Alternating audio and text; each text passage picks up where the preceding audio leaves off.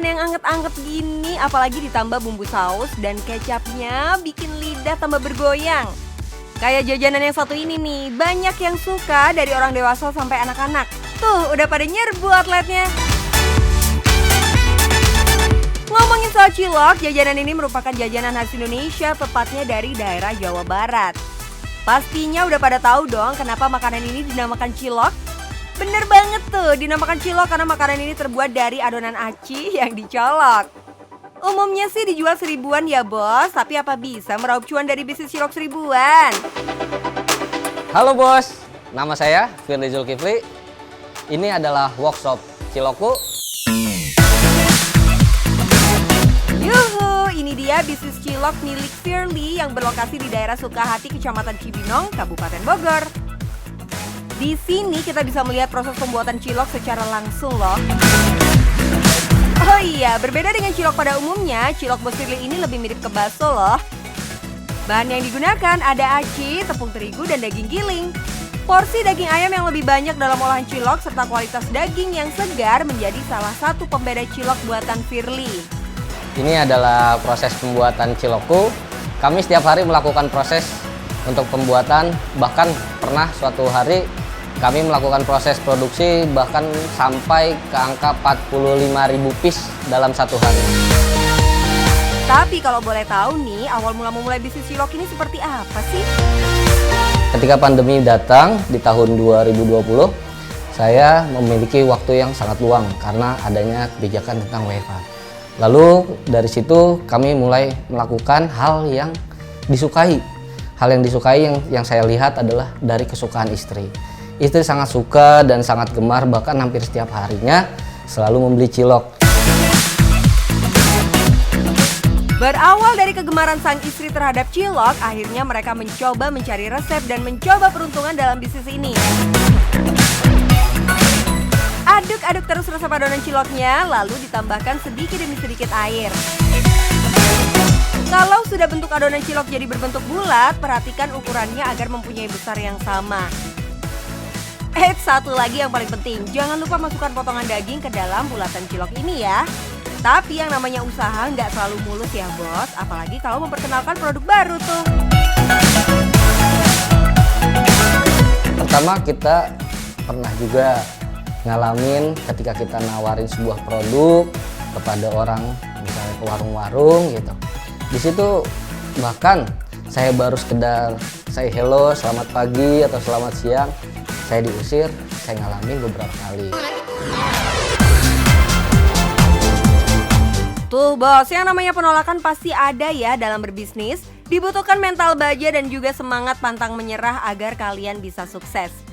Contohnya Firly ini nih, yang awalnya ditolak sana sini tapi sekarang malah dicari-cari. Gak heran kalau jumlah kemitraannya sudah mencapai angka 300-an. Banyak banget kan? Tapi kalau boleh tahu modal awalnya berapa sih bos untuk memulai bisnis ini? Kita berawal dari modal yang sangat minim gitu.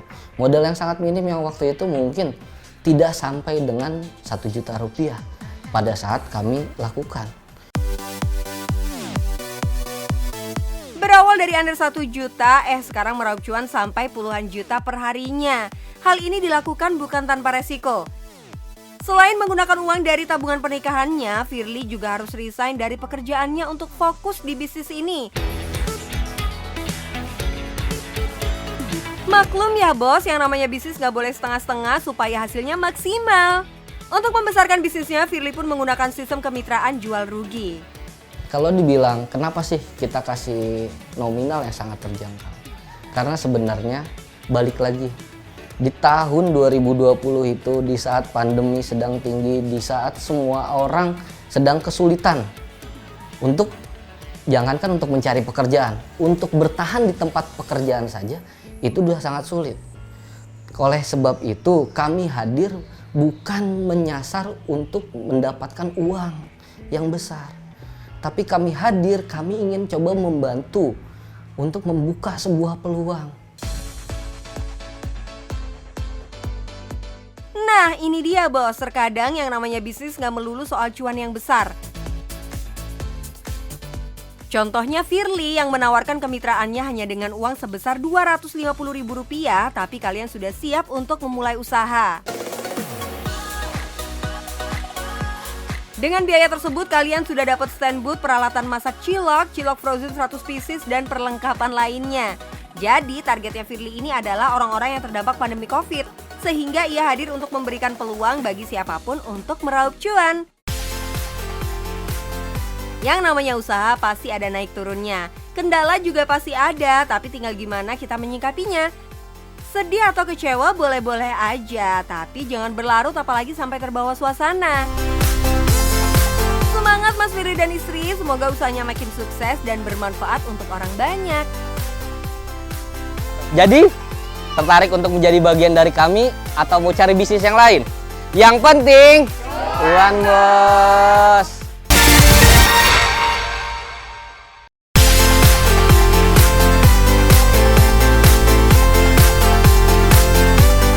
Bos, iya sih ngemil bikin gendut. Iya sih ngemil bikin lemak-lemak memberontak. Tapi masa iya bisa nolak aneka jajanan pasar yang ada di sini?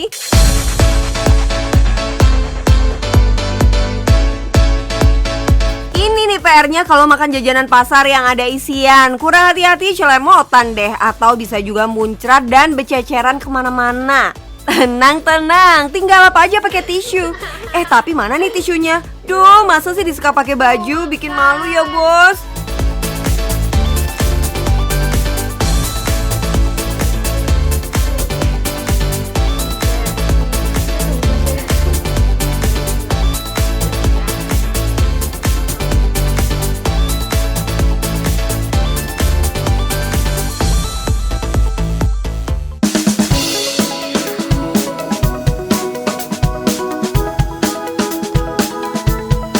Padahal dalam kondisi pandemi yang gak kelar-kelar ini, tisu itu menjadi salah satu benda wajib yang kudu dibawa kemana-mana, baik tisu kering maupun tisu basah.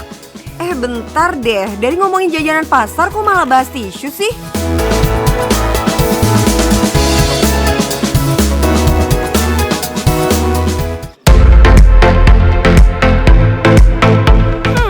Iya nih bos, soalnya hari ini kita mau ngebedah bisnis rumah tisu. Baru tahu kan tisu ada rumahnya? Kayak gini nih bos bentukannya, cakep kan? Tinggal masukin tas, beres deh. Tisunya nggak bakal renyek lagi.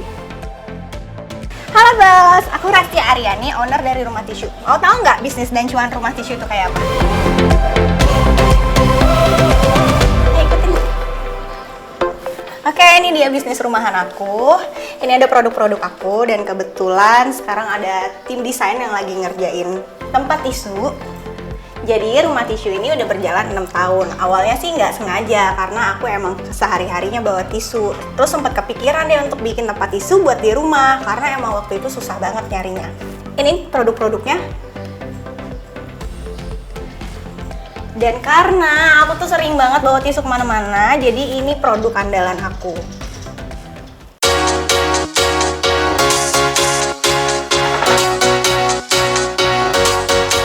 Dari hobi jadi rezeki. Kata-kata ini cocok banget disematkan pada Kak Resia yang suka pakai tisu. Emang ya bos, yang namanya pebisnis harus pinter-pinter melihat peluang. Awalnya sih cuma suka dekor rumah aja, lalu pas lagi beres-beres kok nggak ada tempat tisu yang menarik dan estetik gitu. Jadi deh bikin sendiri, sesimpel itu memang bos. Dari buat 1, 2, 3 dan terus bertambah karena teman-teman yang lihat juga pada suka. Dan voila, bisnis rumah tisu Kak Resia bertahan sampai sekarang. Poin pentingnya nih bos, jangan ribet kalau mau bisnis. Mulai saja dari hal yang kita suka. Terus lihat deh sudah ada kompetitornya belum. Kalau belum, jadilah leader di pasar itu. Kalau sudah, buatlah pembeda dan menjadi yang terbaik. Tapi nyatanya ada yang niru gak sih Kak bisnisnya? Jadi di 2015 awalnya kita tuh nggak punya kompetitor, tapi lama-lama kok pesaingnya tambah banyak. Akhirnya aku putar otak untuk berinovasi dengan menggunakan bahan printing. Dan kita juga bisa custom, kelebihannya di situ. Jangan lupa cek IG kita ya.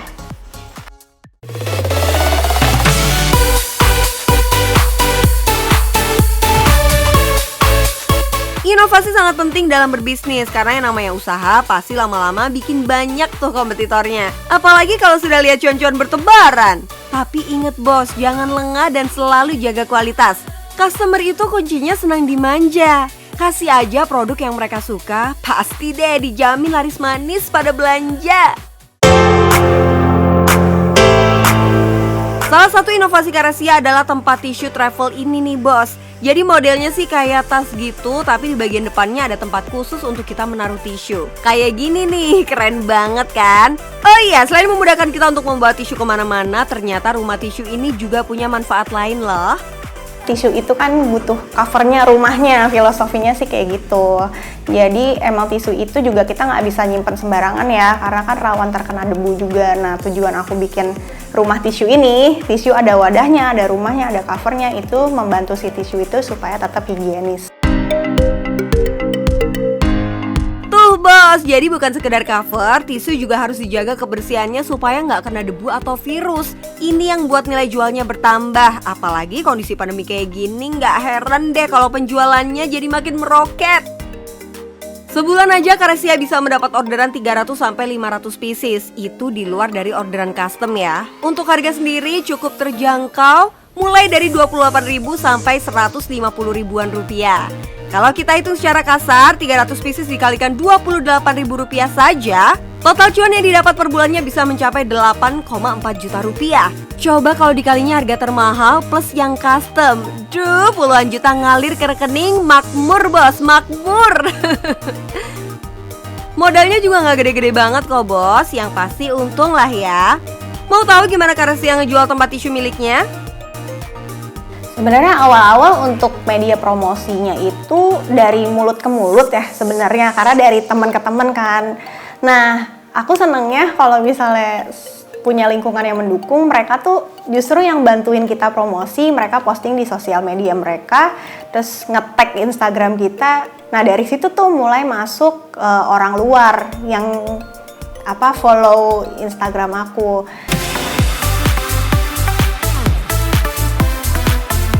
Wah, kalau punya temen yang support gini sih enak banget ya bos. Pastinya produk kalian bakal lebih cepat dikenal sama banyak orang.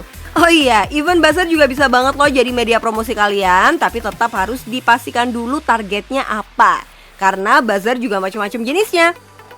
Jadi jangan sampai salah sasaran ya bos. Nanti bukannya untung malah buntung. Yang namanya usaha pasti ada kendala, sama seperti Karesia yang kesulitan mencari tim untuk membangun usahanya. Aduh, banyak banget kalau ditanya kendala sih sebenarnya.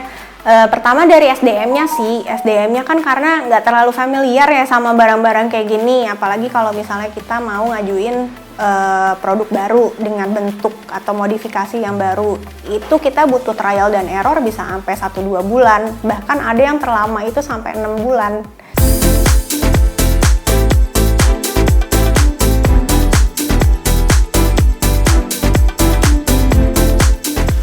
Wah, ternyata bisnis yang dijalani Karesia ini nggak semulus kelihatannya ya bos. Banyak pelajaran yang ia ambil dari semua kendala yang sudah ia lewati.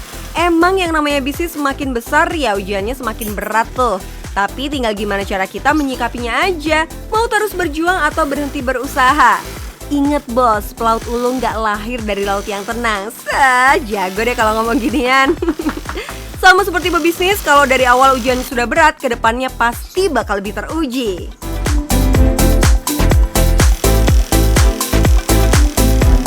Jadi gimana? Tertarik nggak sama produk rumah tisu? Kita buka reseller juga loh. Yang penting cuan bos.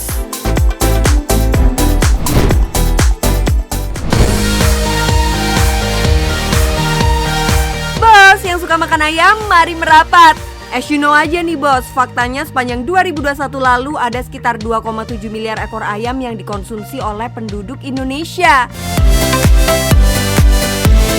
Gimana bos, tertarik usaha ayam juga nggak nih? Kuy, belajar dari Mona Lisa. Nona Lisa maksudnya. Halo bos, perkenalkan saya Lisa.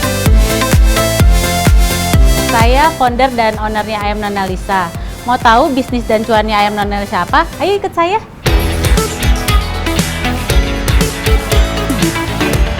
By the way, di antara banyaknya bisnis, kenapa sih kok ya pilih ayam? Emang nggak takut bangkrut karena kompetitornya ruame?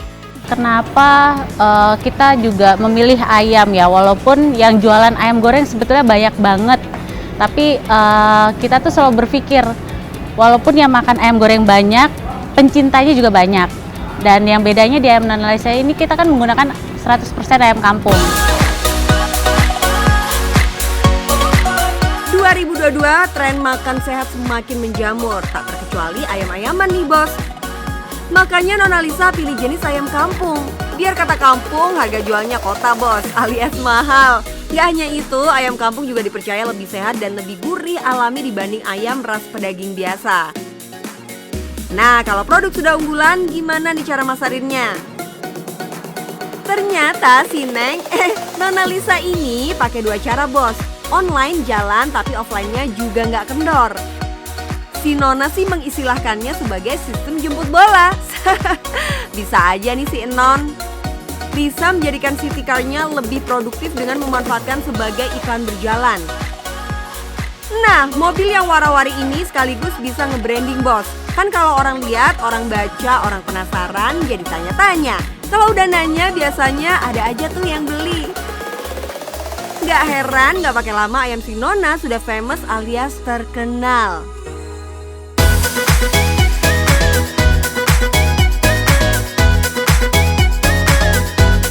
Kalau ngomongin pandemi yang belum juga berakhir, kok kesannya so yesterday banget ya nih bos.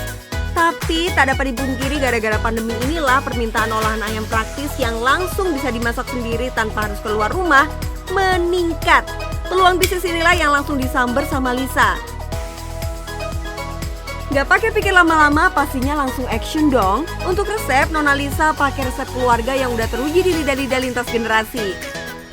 Tentunya tetap menggunakan racikan rempah tradisional Indonesia seperti bawang putih, bumbu kuning, gula garam, dan lada yang jadi bumbu utama. Nah, ini salah satu rahasia dapurnya. Lisa menambahkan mentega dalam olahan ayamnya agar lebih lembut dan ada aroma butternya gitu deh. Oh iya, biar nggak alot, ayam kampung yang dipakai nggak boleh kegedean ya bos. Beratnya dipatok sekitar 700-800 gram saja.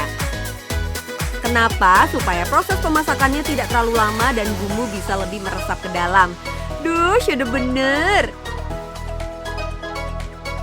Oh iya bos, karena konsep awalnya tadi ayam buat masak yang praktis-praktis, ayamnya pun dijual setengah jadi alias frozen yes.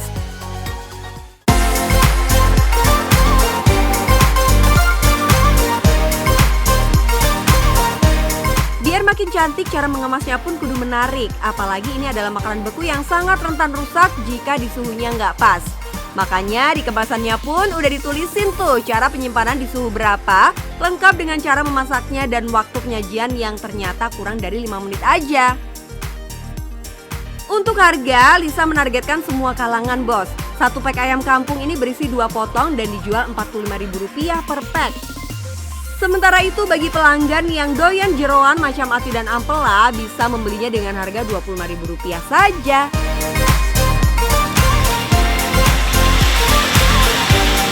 Duh, digoreng anget-anget, makan pakai nasi panas dan sambal pedas, bikin ngecus deh. Oh iya, karena dijual dalam bentuk frozen, ayam kampung ungkep ini bisa banget dijual ke luar kota atau bahkan dibawa ke luar negeri. Tapi yang namanya usaha pasti ada kendalanya ya non. Biar bos-bos di rumah bisa belajar, apa saja sih biasanya masalah yang dihadapi? Banyak sekali sih waktu ketika memulai bisnis kuliner ini, kendalanya tuh banyak. Awal mulanya tuh dari proses produksi. Gimana sih caranya menemukan rasa yang enak, terus ke freshnya juga tetap terjaga, terus kemudian higienisnya tetap terjaga. Itu adalah kendala awal di dalam proses produksi. Terus kemudian dari setelah kita menemukan proses produksi ya kan, flow-nya tuh sudah kita pegang. Kemudian kendala berikutnya adalah gimana sih caranya kita mengkomunikasikan supaya orang tuh tahu nih ayam nih enak loh rasanya ya kan, ayam nih fresh rasanya. Lah, banyak bener ternyata lika-likunya ya bos. Tuh bos, dengerin. Jadi nggak ada tuh bisnis langsung tring instan sukses kaya raya. Kudu ada perjuangannya dulu lah. Ayo Nona Lisa, yeay! Dan hasilnya Nona Lisa memiliki tim yang solid yang mau diajak keliling kota demi branding via mobil Nona. Oh, cuan banget, cuan banget, cuan banget. Kita pernah menjual dalam 1 bulan itu sampai lebih dari 1.500 pouch. Start harganya itu satu pouchnya 45.000. Itu isinya terdiri dari setengah ekor ayam, kemudian ada kremesnya juga, ada sambalnya juga.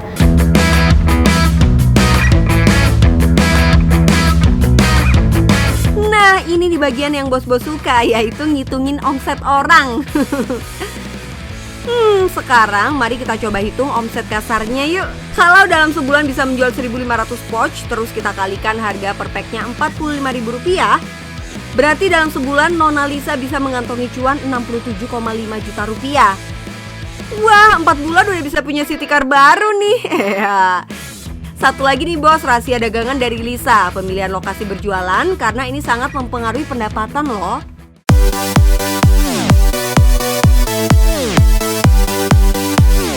Nah, kalau salah satu strategi marketing kamu adalah jemput bola, ya emang kudu tahu lokasi yang cocok buat ngegolin bolanya.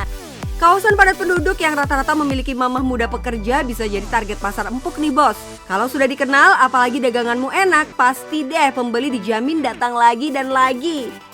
Nah, gimana? Tertarik gak dengan bisnis ayam Nona Lisa? Atau mau jadi reseller ayam Nona Lisa? Bisa juga bos. Yang penting cuan bos.